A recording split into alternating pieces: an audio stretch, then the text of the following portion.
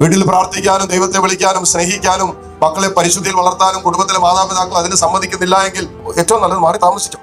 അപ്പനോട് അമ്മയുടെ സ്നേഹക്കുറവൊന്നും കാണിക്കേണ്ട. പക്ഷെ നിങ്ങളുടെ ഒരു ദാമ്പത്യ ജീവിതത്തിന്റെ ഉപരി നന്മയ്ക്കായിട്ട് മാറി താമസിക്കുന്നതിൽ തെറ്റൊന്നുമില്ല.